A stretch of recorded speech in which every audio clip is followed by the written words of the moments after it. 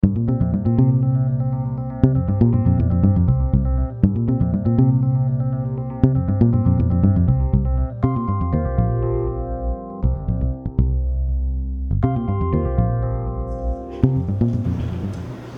para falar de cuidado paliativo, não tem como eu contextualizar um pouco. Aliás, quem aqui trabalha com cuidado paliativo? Até um número razoável de pessoas, né? Muito bem. Então, o histórico de cuidado paliativo vem desde a época da Idade Média, onde no caminho os peregrinos iam buscando curas milagrosas, formaram-se hospedarias, abrigos para essas pessoas.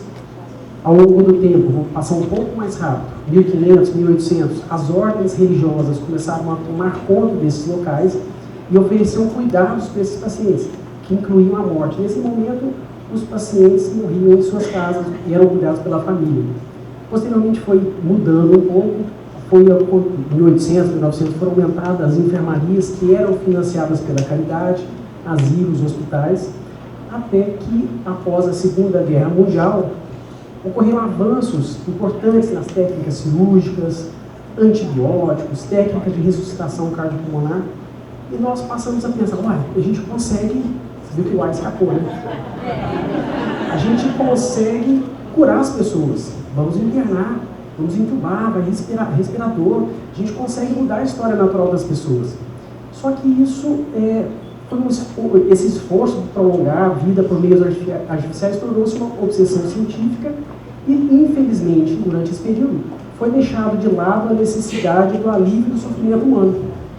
Foi onde veio, o campo estava aberto para uma pioneira da medicina paliativa, que foi Cicely Saunders, que era uma enfermeira, assistente social médica, que em 1967 fundou em Londres o St. Christopher Hospice, que é considerado um marco da história da medicina paliativa.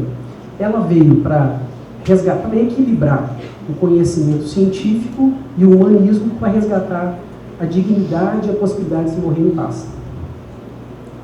Muito bem. Peço desculpas de falar cuidado paliativo e não consigo falar de cuidado paliativo sem falar em oncologia, porque eu sou oncologista. Mas o cuidado paliativo é para tudo, é para todas as doenças ameaçadoras da vida, para cardio, para pneu, para todas essas áreas. Mas a minha área é oncologia, eu vou focar na oncologia. E dentro da oncologia, hoje eu vou falar especificamente da área do cuidado paliativo e mais especificamente dos pacientes que estão em final de vida. Amanhã eu vou tentar abordar um pouco mais a área de cá desse gráfico. Então, a espiritualidade está na própria definição da Organização Mundial de Saúde para cuidados paliativos.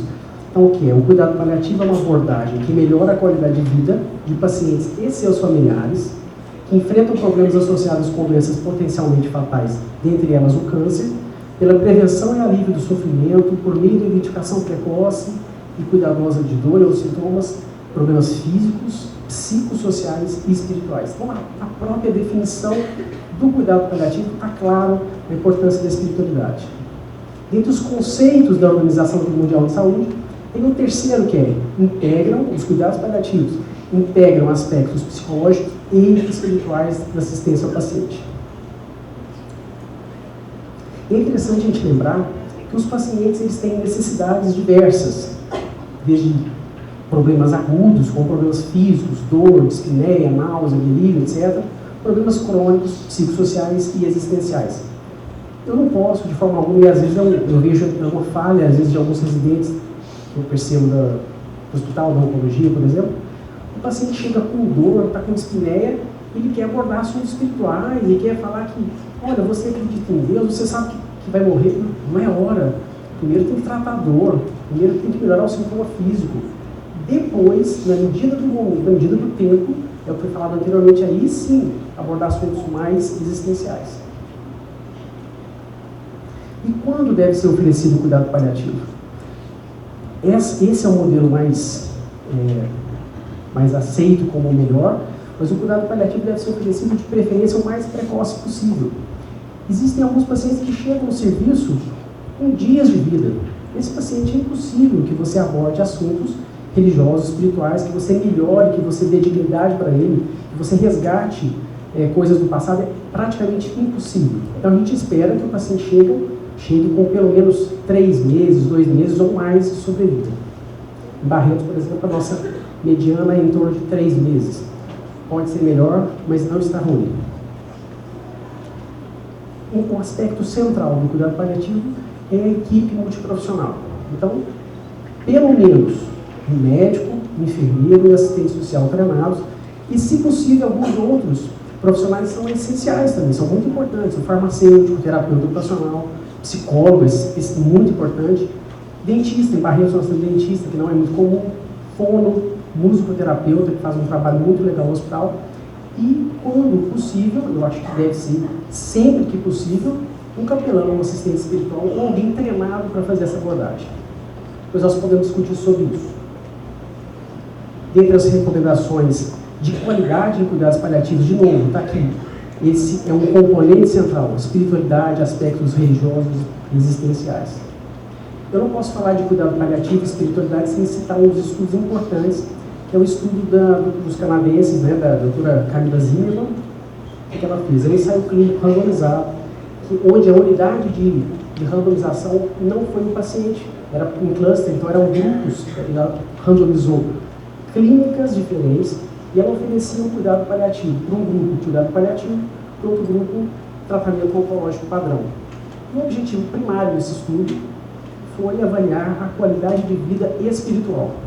Interessante que a qualidade de vida espiritual após 3 meses e principalmente após 4 meses melhorou de forma significativa.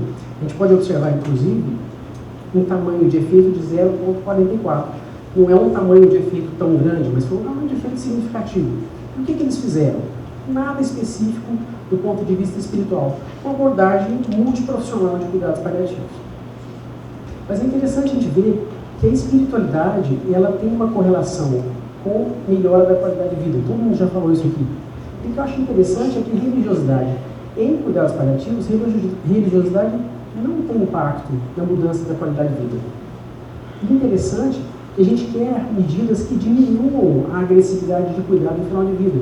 Então, em cuidado paliativo, é interessante que a pessoa receba menos quimioterapia no final de vida, que ela vá menos para UTI no final de vida. E algumas coisas melhoram isso, diminuem esses cuidados agressivos. Por exemplo, o enfrentamento positivo, o COMP positivo, o COMP negativo, desculpa, mas a religiosidade, é interessante que ela aumenta a pessoa religiosa, ela tem mais agressividade no final de vida. Esse é um motivo para a gente depois discutir, tá ok? Então, em Barretos, a gente fez um estudo recentemente, foi até o mestrado de uma aluna nossa, que agora é de doutorado, que está aqui, que eu não sei onde ela está, Mayara, onde a gente perguntou para os pacientes e para os profissionais de saúde qual a importância que eles davam para a religiosidade e para a espiritualidade.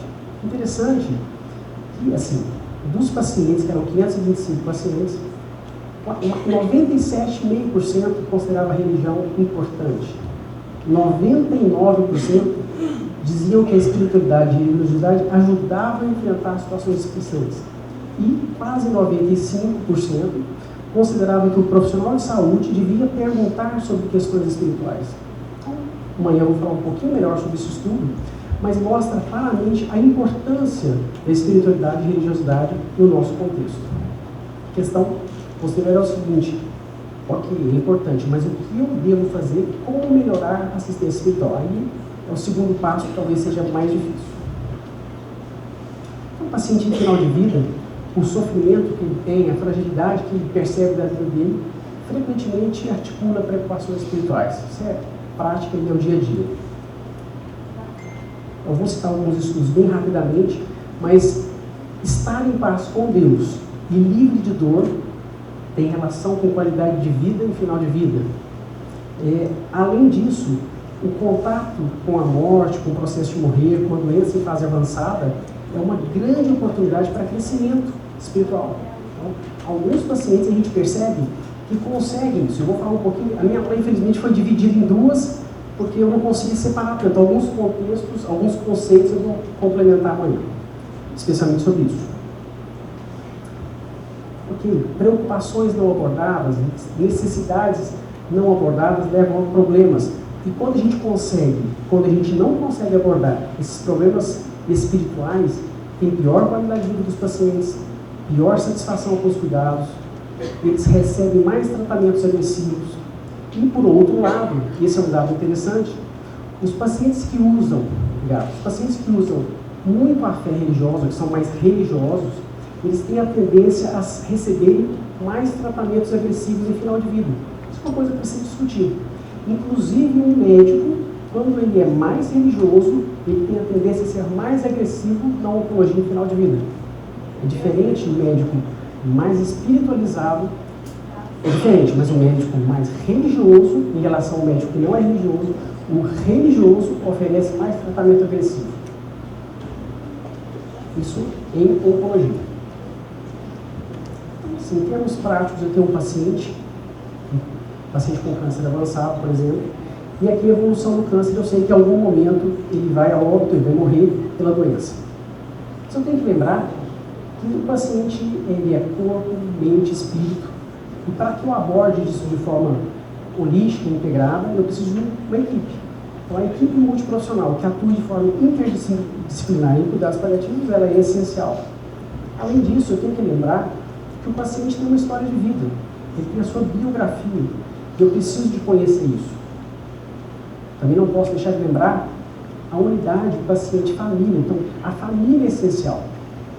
Isso tudo está dentro de um contexto de cultura, de um conceito de valores, contexto espiritual, religioso. Então, eu tenho que ver tudo isso para tentar fazer com que o paciente consiga uma boa morte, uma qualidade de morte. Eu quero o quê? Eu quero que ele controle todos os sintomas físicos, eu quero que ele controle sintomas psíquicos, eu quero respeitar os desejos do paciente, eu quero que ele morra no local de escolha, eu quero oferecer menor agressividade, eu quero que ele resolva as tendências pessoais, eu quero ter uma comunicação franca com ele, tudo para conseguir uma boa morte. Eu tenho várias estratégias para isso. Dentre elas, os cuidados espirituais. Então, eu preciso de envolver isso. De que forma? Vamos conversar posteriormente. Então, já foi falado aqui também, existem algumas formas de avaliação da espiritualidade, tanto formais quanto informais. As informais são assim, eu estou na consulta, o paciente entra, eu vejo que ele tem um crucifixo, ou ele chega com uma camisa de Nossa Senhora, eu uso aquilo ali para já conversar sobre o assunto. Ah, você é religioso, eu uso aquilo para abordar o assunto. Ou, de repente, eu falo, olha, seu tumor diminuiu, tá? Graças a Deus. Esses detalhes que às vezes são informais podem ajudar no início de uma conversa, ou de um livro que ele está lendo, etc. E formal já foi falado várias vezes, o rastreamento, a história espiritual e a avaliação espiritual. Então, existem algumas... Em Barretos, nós não temos usado rastreamento padronizado. O que nós fazemos são perguntas simples, cada um acaba utilizando da forma que lhe convém. Por exemplo, eu gosto muito de você está em paz, você tem dor espiritual, eu não uso, mas você está em paz, você tem a religião, a espiritualidade é importante para a sua vida. São essas perguntas abertas que dá para você entender como o paciente está. Na oncologia, é muito citado o termômetro do distress, o distress termômetro. Ele não é específico para avaliar a espiritualidade, é uma ferramenta da psicologia. Uma ferramenta boa, já validada no Brasil, porém, ela não tem sido tão útil para rastrear a crise espiritual. A gente pode conversar também sobre isso. Não sei se alguém conhece, mas o NCCN é um órgão que publica atualizações de oncologia a cada 3 meses, mais ou menos.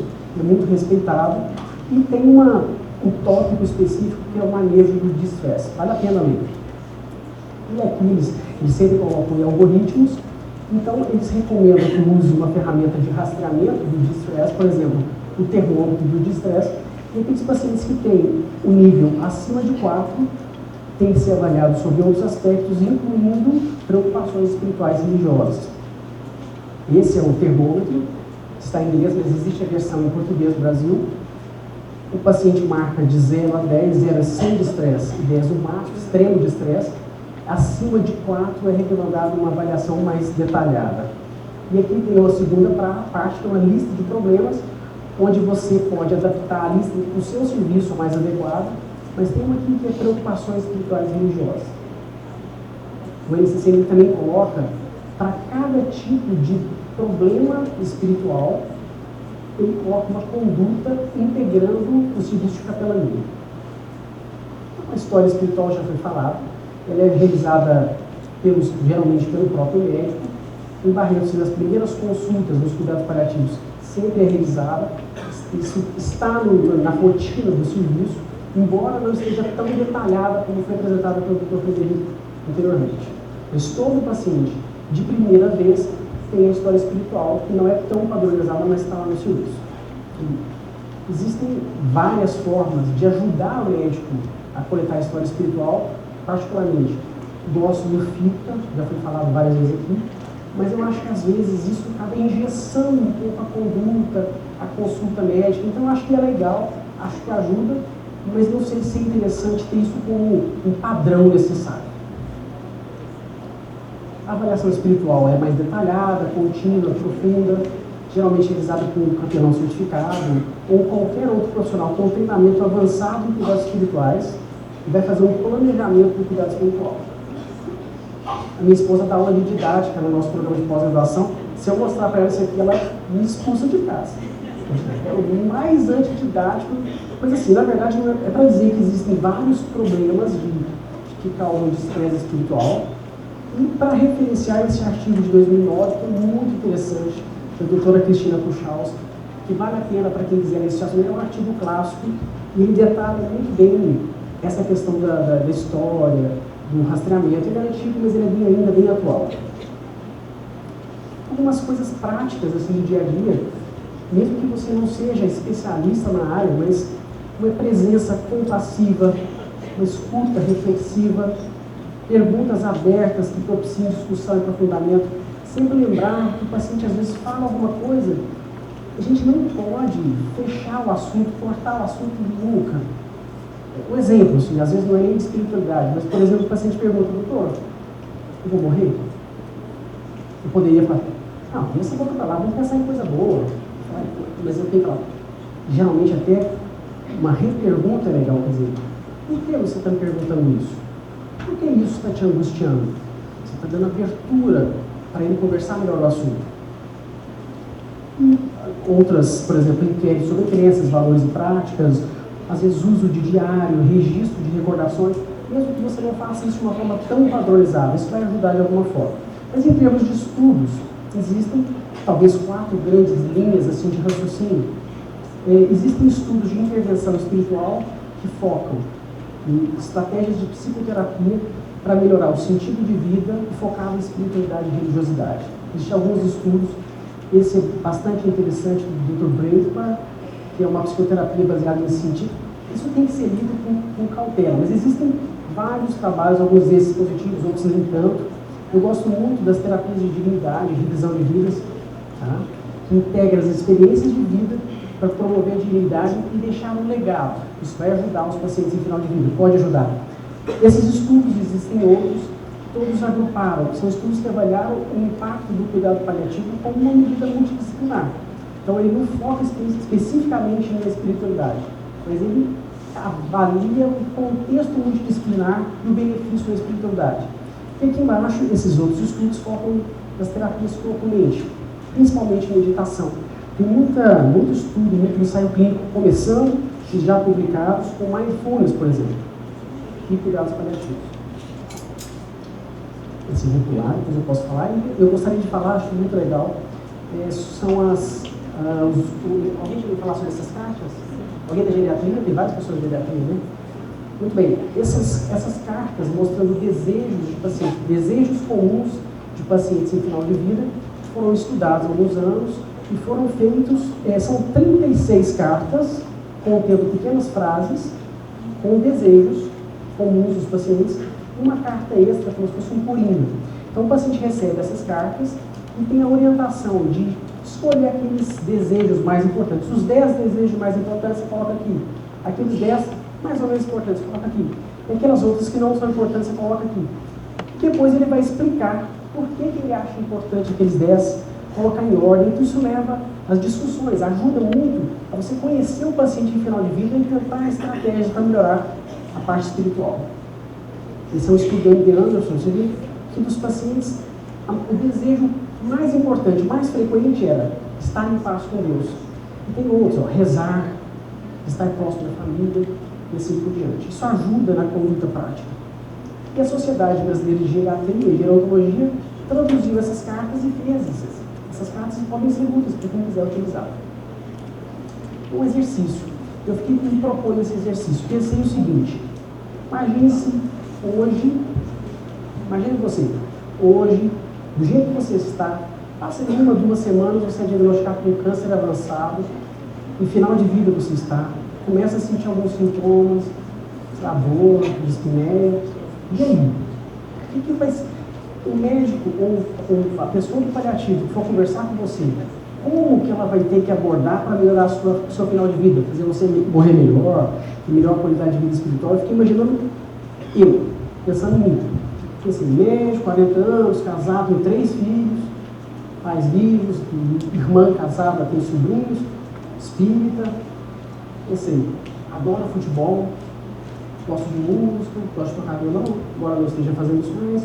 Às vezes gosto de meditar, adoro comer, então eu fiquei pensando como eu. Cada um vai pensar como é a sua vida. Eu pensei, tem um sonho não realizável? Será que tem amigos de faculdade que eu não vejo faz tempo, parentes que eu não encontro, tarefas inacabadas, preocupações financeiras, construir uma casa, ter financiamento? Quem vai cuidar da minha família? Eu tenho 3 filhos, então, entende? Isso tudo, na hora, no final de vida, eu preciso de fazer, conhecer a biografia da pessoa, para fazer ela entender o sentido do sofrimento que ela está passando. Porque se eu não conseguir entender o sentido da vida naquele momento, eu não vou conseguir morrer em paz. Então, no meu caso, por exemplo, se eu tivesse um câncer avançado no final de vida, eu acho que talvez eu adiantasse, sei lá, alguém da minha religião conversar comigo. Não é isso que seria necessário, mas eu gostaria, por exemplo, se possível, quem sabe eu tocar uma música, gravar com meus filhos do futuro escutarem, ou talvez ter oportunidade de ir com meu pai no estádio para ver um jogo de futebol com ele, como eu fazia na infância. Então, isso, cada um vai pensar o que seria importante para ele. Para mim, seria essas coisas. De repente, para outra pessoa, é conversar com o pastor da igreja. Então, isso vai modificar o final de vida e é a espiritualidade, é o que faz sentido para mim. Então, a minha maneira de pensar é que cada um, profissional de saúde, tem que ver o paciente e tentar entender que são pecinhas, a história de vida dele são pecinhas de um quebra-cabeça. De repente, essa pecinha que falta ser encaixada faz todo sentido para que aquele paciente consiga entender o sentido da vida dele, morrer em paz. De repente, não precisa de todas as pecinhas serem encaixadas, mas aí que está a grande importância do cuidado paliativo. E isso, às vezes, essa pecinha, quem encontra ela não é o médico, às vezes não é o capelão, o papo, às vezes é o fonoaudiólogo que ajuda o paciente, é o fisioterapeuta. Então, a equipe toda, em discussões, tem que estar envolvida para achar onde que se encaixa cada pecinha. Passei um pouco da hora, gostaria de agradecer minha esposa e meus filhos, fonte do meu sentido de vida, e lembrar de uma frase que eu acho muito boa, que é: o homem não é destruído pelo sofrimento, ele é destruído pelo sofrimento sem significado. Obrigado.